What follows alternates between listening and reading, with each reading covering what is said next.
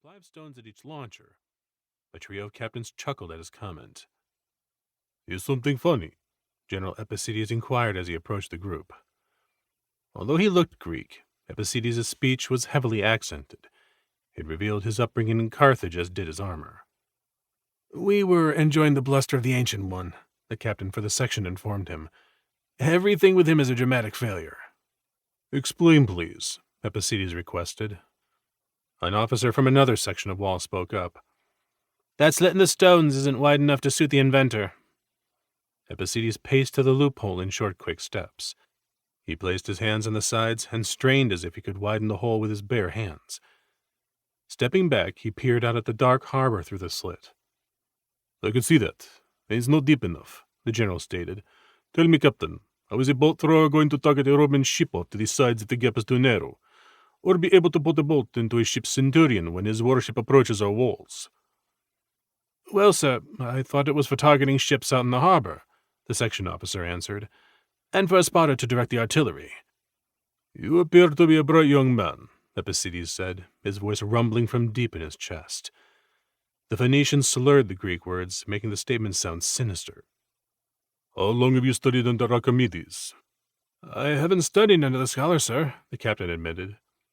Epicides worked his jaw and turned his face away. "I need a hammer and a chisel," he requested. Hearing the general's words, a stone worker stood from where he cut notches in the stone wall to anchor a massive catapult. "Sir, what do you need?" the craftsman asked. "Allow the captain to use your equipment," the general responded. He took the hammer and chisel and handed the tools to the section officer. "The width of 2 spread hands and cut down to ankle height. I'll be by later to inspect your hands."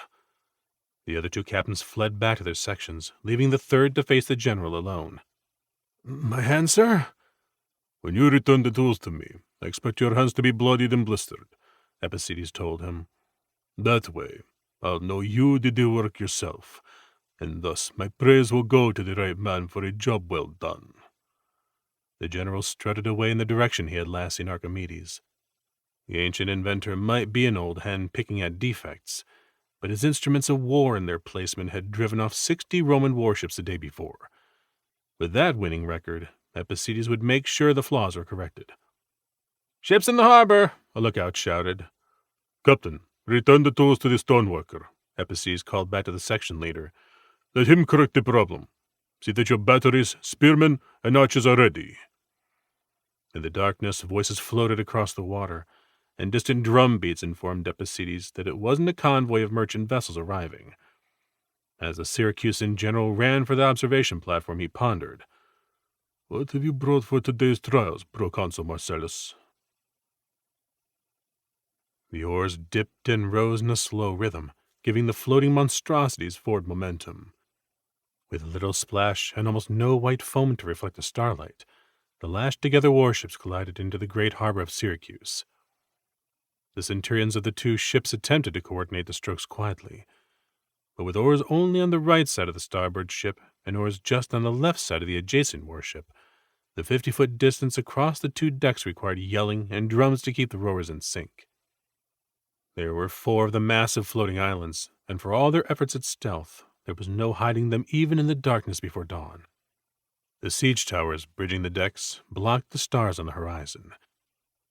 Behind the floating towers, 20 quinqueremes, some of the survivors of yesterday's costly assault, carried legionaries for the second wave. The second wave would climb the towers, cross the ramps, and secure positions for the rest of Marcellus' legions, providing the first wave from the towers managed to top the defensive wall and get hobnailed boots on Syracusan soil. The thought of jumping to another ship in a storm of javelins, arrows, and missiles, then climbing to reach the fighting, frightened the men of the second wave. As if a chilling fog, an anticipation of horror settled over the legionaries. "They say the city has beautiful artwork," a legionary ventured. "I'd like to get some for my mother." "What do you know about art?" another challenged. "You think the spikes on a Punic threshing board are beautiful." "If you were an only child at harvest time, you'd think a threshing board was the greatest thing in the world," the first shot back. "It cut days off separating the grain from the chaff." "Not a work of art. Utilitarian at best, but not beautiful." "Tell me, Erusia, did you save this morning?" a voice behind them inquired. "I did, Centurion."